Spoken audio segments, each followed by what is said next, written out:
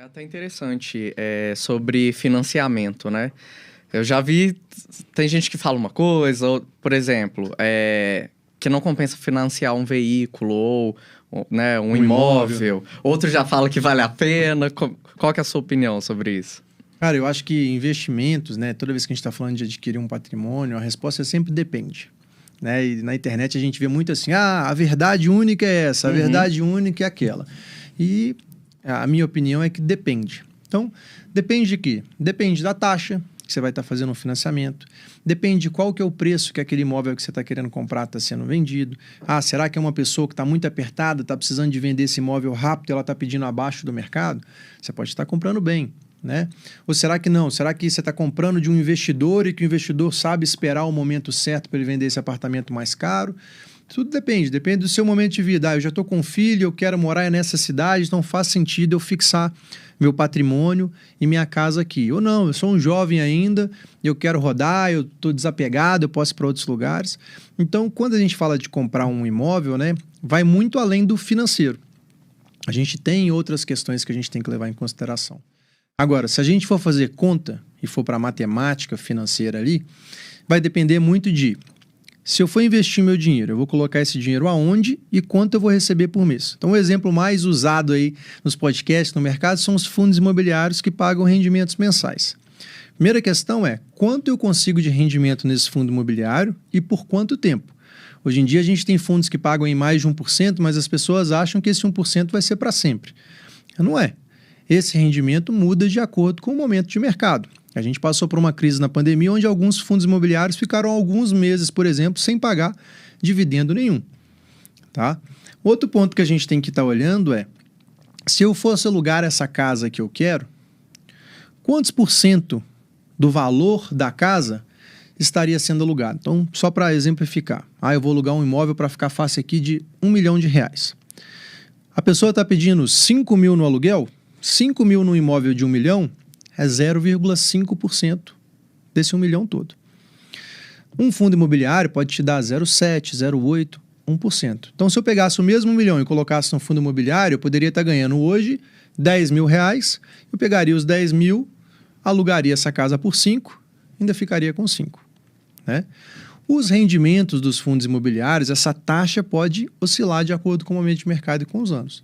Mas esse dinheiro ali, ele está rendendo também e o que você vai ganhando acaba que vai subindo. Só que o imóvel, a gente tem que lembrar que o valor do aluguel também não é fixo. De acordo com o mercado, ele também pode subir e também pode cair.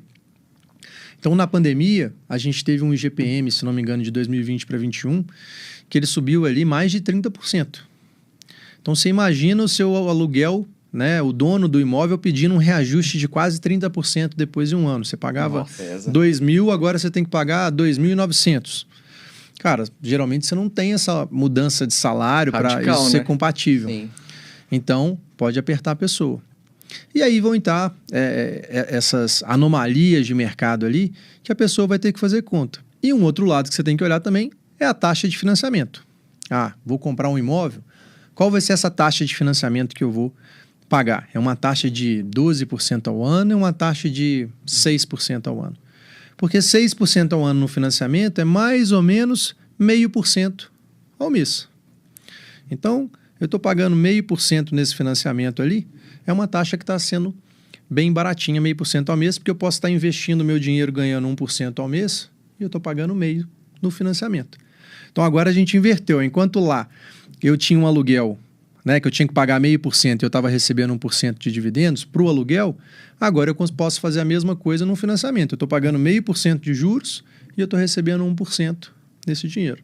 E eu posso dizer com convicção que isso dá para fazer porque foi o que eu fiz em 2021. Eu comprei um imóvel no meio da pandemia, a taxa estava bem baixa de financiamento, estava 6,9%, que era mais ou menos esse meio aí ao mês, e para mim compensava mais comprar o imóvel do que alugar. Hoje, depois já passou aí, né, 2 anos, se for olhar o aluguel do imóvel que eu estou hoje, ele já quase que dobrou de valor. E para mim, no financiamento, na verdade, só foi caindo esse valor. Então, isso depende de muitas coisas. Assim, é difícil a gente falar uma verdade. Isso funciona, isso não funciona. A resposta sempre depende. Não tem uma verdade absoluta, né? Tem que ser sempre observação, análise, a sua realidade também no momento. Sim. E o seu conhecimento, porque no fundo imobiliário você vai ver o seu patrimônio oscilando. Né? Qual o estômago que você tem para ver seu estômago oscilando? Se você é um investidor, você acompanha esse mercado, tal, isso pode fazer sentido para você. Se você é uma pessoa leiga, que ouviu uma dica de um amigo, coloca tudo lá no fundo imobiliário. E aí você vai ficar vendo o seu patrimônio oscilando, você pode não ficar confortável. Então, tudo depende ali realmente. E ainda tem o consórcio, né? Ainda tem o consórcio.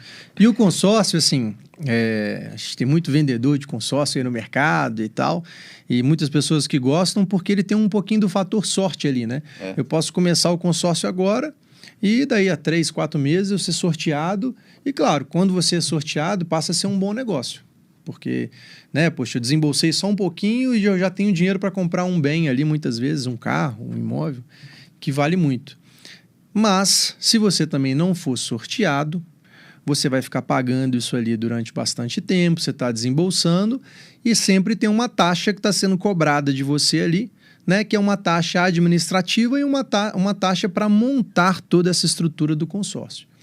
E às vezes você vai ficar ali guardando dinheiro, pagando taxa, e você poderia estar guardando e investindo isso por conta própria e depois estar negociando isso lá na hora de comprar esse bem.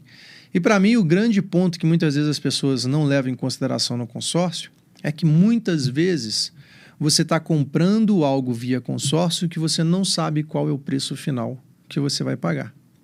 Por quê? O consórcio, vamos supor que a gente está fazendo um consórcio de um carro. Você vai fazer um consórcio na cooperativa lá e ele vai te falar assim, ó, o valor da carta que você quer de R$50 mil equivale a, por exemplo, 70% de um Palio, tá? Então, ele lastreou a sua carta de consórcio num veículo. Só que à medida que você está pagando, aí você fala assim, a parcela deu R$600 aqui, cabe no bolso.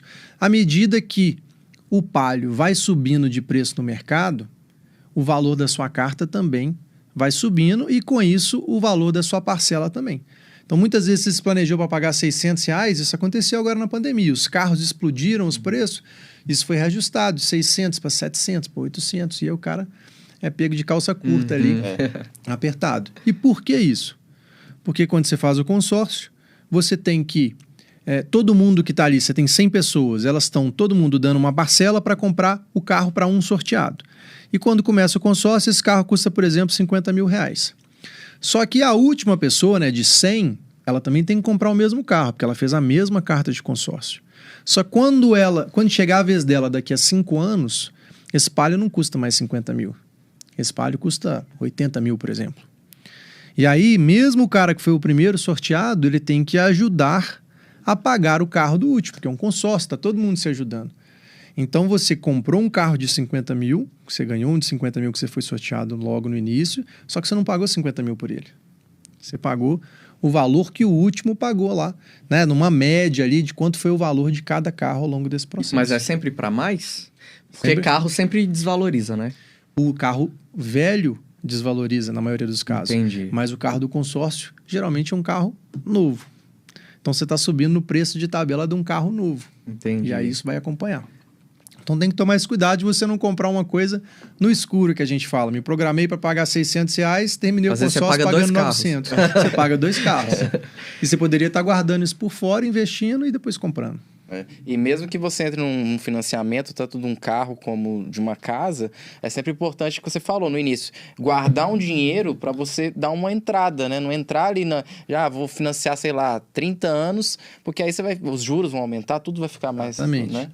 É importante. E assim, voltando no financiamento ali, você tem as modalidades de financiamento. Então, quando você vai comprar uma casa, você pode comprar uma casa, né, no modelo Price, que é a forma de pagamento, ou no modelo saque.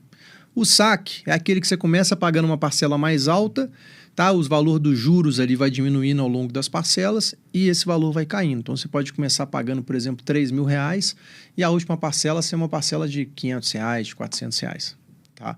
Isso pode cair. Agora, no modelo Price, você começa pagando um valor e basicamente esse valor vai ser estável ali ao longo do financiamento todo. Então, de novo, você tem que ver o que vai ser melhor para você no valor final de pagamento e o que vai ser melhor para você também dentro da sua situação hoje de parcela. E aí eu acho que vale lembrar também que toda vez que você fala de financiamento, as pessoas ficam com medo, né? Nossa, vou fazer um financiamento de 30 anos. Mas você não precisa de pagar em 30 anos. Você combina agora, 30 anos, porque é o que você dá conta de pagar, mas depois você pode ir amortizando isso aí e pagar em 1 ano, 2 anos, 10 anos, o que você quiser. E se tiver um dinheiro em reserva ali, já vai amortizando as parcelas, né?